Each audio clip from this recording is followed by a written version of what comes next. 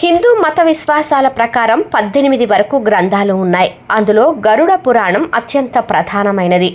గరుడ పురాణంలో ప్రతి ఒక్క వ్యక్తి జననం, మరణానికి సంబంధించిన పూర్తి వివరాలు పొందుపరచబడ్డాయి.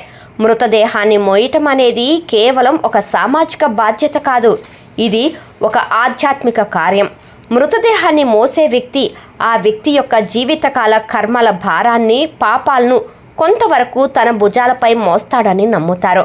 దీనివల్ల మోసేవారికి పుణ్యం లభిస్తుందని, పాప ప్రాయశ్చిత్తం జరుగుతుందని గరుడ పురాణం చెబుతోంది.